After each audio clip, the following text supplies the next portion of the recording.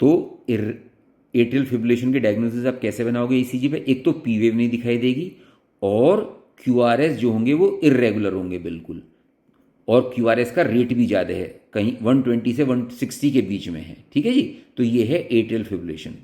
जो chronic fibrillation के patient होते हैं उसमें क्योंकि हम दवाई देते रहते हैं तो एवी नोड का रिफ्रैक्टिव पीरियड बढ़ जाता है, तो उसमें वेंटिकुलर रेट कम हो सकता है। लेकिन आप देखो बिल्कुल इरेगुलरली इरेगुलर, क्यूआरएस पहले यहाँ पे आया, फिर यहाँ पे, और अगला यहाँ पे आ गया और पास आ गया, पी वेव कहीं नहीं दिखा दीजिएगी। तो ये आपका एट्रियल फिब्रिलेशन है। ठीक है जी। और एट्रियल फिब्रिलेशन के पेशेंट के और ये बाकी थ्योरी हो जाएगी, वो तो आप जब फाइनल में आओगे अपने आप पढ़ लोगे, आपको तो ईसीजी से मतलब है।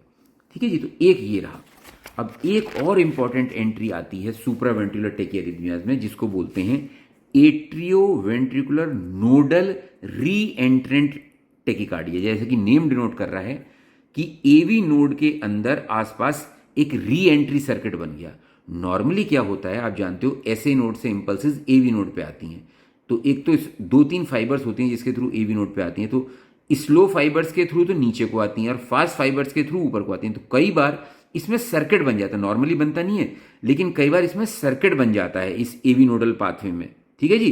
तो इससे क्या होगा, क्योंकि जो एंटीग्रेड फ्लो है वो तो स्लो पाथवे के थ्रू है और जो रेट्रोग्रेड फ्लो है वो फास्ट पाथवे के थ्रू है, लेकिन री एंट्री की वजह से इंपल्सेस इतनी ज़्यादा हो जाएंगी कि अब ये नीचे भी जाने लगेंगी ज़्यादा।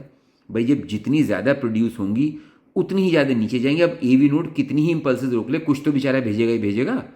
तो इसलिए जब ये री एंट्री सर्किट बन जाएगा एवी नोड में तो इंपल्सेस भी नीचे जाएंगी, तो वेंट्रिकुलर रेट ज़्यादा हो जाएगा, तो पेशेंट आपके पास टैकीकार्डिया से प्रेजेंट करेगा।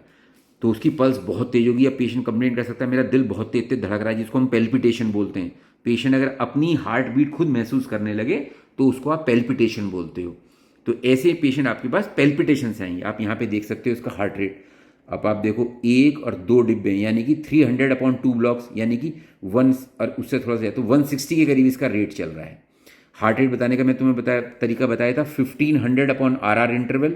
RR में अब देखो 5 तो इसमें हो गए, 6, 7, 8 और 9, तो 1500/9 जितना भी होगा, या खाली ब्लॉक से देख लो 300/2 ब्लॉक्स हो गए, तो इसका 150 के करीब रेट चल रहा है।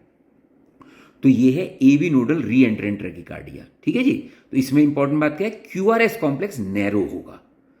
नैरो इसलिए क्योंकि जो वेंट्रिकल का जो डीपोलराइजेशन है वो नॉर्मल पाथवे के थ्रू रहा, ज्यादा हो रहा है, इंपल्सेस ज्यादा आ रही है लेकिन नॉर्मल पाथवे के थ्रू रहा।